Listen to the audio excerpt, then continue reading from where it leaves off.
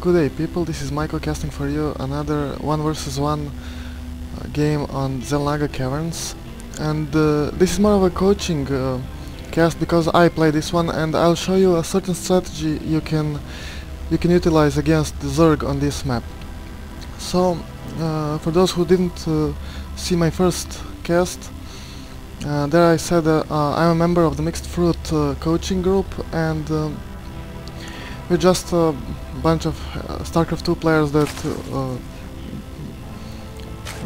sometimes play some games, coach one another, and teach one another strategies and such and other stuff. So of course I will post the links down below, and feel free to join us. We don't have any requirements, age, skill or anything else, so yeah, it's www.mixedfruit.org, and we have also our forums where you can post and get all the information you need. So we have a scouting SCV here, and opening is quite standard, 10 supply, 12 racks, and 13 gas, and of course scouting. So we could see if our zerg opponent is going some shenanigans like 6 pull or something, but as you can see here, he's doing quite standard opening, nothing special. He will be going for 15 hedge, really greedy opening, and in the very moment I saw this, I decided to punish it as fast as possible. Well, it's not as fast as possible, you'll see. Faster thing would be to build 2 barracks and then move out with 4 or 6 marines and a couple of SCVs, but I decided to go helion opening. And so we see from our zerg player 15 hedge, 15 pull, and he actually manages to lose one of his drones by this scouting SCV. So a bit of a blunder here.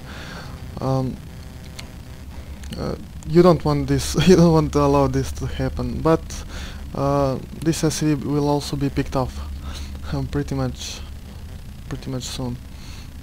So it is really important to scout properly, so you can see some of the things that you can exploit your opponent is doing. And I went a little bit early for the gas here. This isn't necessary. This was too early, and you'll see that my gas count will start to float a bit later. But I denied scouting.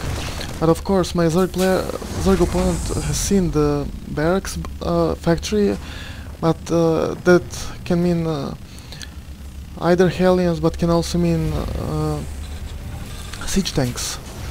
And right after that factory finishes, build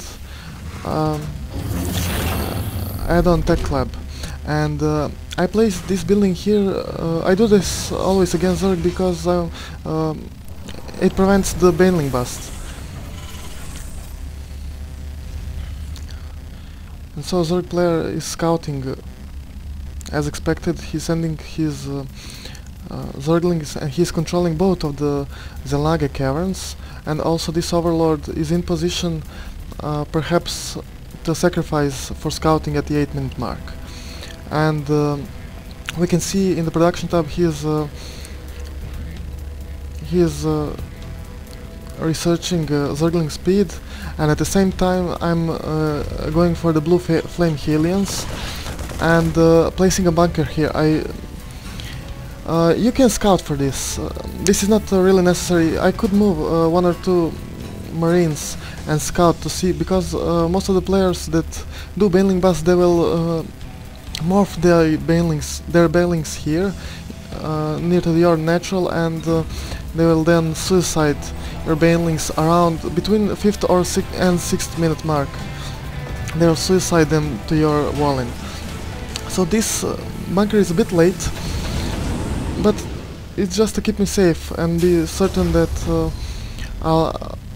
I will not be killed before my blue flame finishes.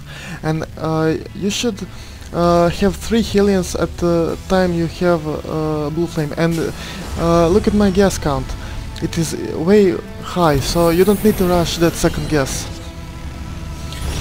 You can build the gas when your tech lab add-on on your barracks is finishing, and move out with your 3 helions, but do not forget to macro at the time. And I expected some mutalix play, because 99% of the zerg go mutalix, so I placed engineering bay, and later you will see some turrets. And here helions come into play. Of course you want to kill as many drones as possible, but the opponent has speedlings, and I have to back out here. But this harassment is really important because it makes opposing player to mismanages and loses his macro edge, and you'll see he's already starting to float. He has like 900 minerals floating, and this spine crawler will prevent me from going up his ramp. But again, I'll be after his drones, and he smartly placed his spine crawler here to protect his mineral line. I had to back out with my helions. I did some damage, but not that much damage, as I managed to make him miss macro, and look at here, he's floating 1000 minerals, and we have Spire in production for his side. In the meantime, I had a siege tech research and built one siege tank, and also placed a command center. So while you're attacking and while you're harassing your opponent, make sure that you're macroing good. Here I'm checking to see that no hidden banelings or other zerg units are hidden, and soon I'll be preparing for another attack. At the moment Zerg is building another queen, and he's trying to scout the map. But he could do it better, but he really mismacroed. He has almost 1200, more than 1200 minerals floating now, and he's low on gas, and he wants to go mutalisks. He's making some really bad decisions because of that harass. And here, when you siege up your tanks, make sure you siege them a little bit outside their creep, because if you siege them on creep, they will become easy picks by the speedlings. And here I'm just overwhelmingly stronger than him. And you can also see some queens going down and some overlords, and his mutalics popping out, but they were way too late. I did take some damage. I couldn't finish it right here, and I took lots of friendly fire here because of the tank splash damage. But in the unit tab, I'm way ahead with the SCVs and with the army. And this tank here is protecting my marines, and my goals here was to kill off the queens and to prevent him to expand, while myself I'm macroing a little bit mismacroed here, because I could transfer this command, this orbital command here to my natural, but at this moment I thought I already won the game. And here I also brought some SCVs. I thought it would be a lot harder, so I began building a bunker. And picking off these queens is really important, because you mess up with their inject larva mechanism, and so they can produce less units than they will normally do. After picking up this hatchery, it was almost clear that our Zerg player had no chance here, but still he was in the game. He kept playing because he had some static defense, and in his main he had height advantage. But since I destroyed this hatchery, these buildings will soon begin to bleed and die. Also, just now I'm transferring my orbital command. I should do this way earlier. I mismacroed a bit, so don't ever allow that your micro becomes more important than your macro, because in the long run that will cost you many games. So the most important thing here was to utilize really fast units and to beware of the creep and the bonus it gives Zerg opponents to their speeding, because they're insanely fast and your siege tanks will become easy targets on creep. And here Zerg is catching his last straw. He's trying to rebuild his baneling nest, and he's putting up a roach warren, and also he has 8 banelings ready, and you'll see what will happen here really soon with those banelings. It was a little blunder from my side, and make sure that that doesn't happen to you. And also he's making auxiliary hatchery so he could produce more units at a time. But look at this, he's floating 2000 minerals and 1200, yes, way too much.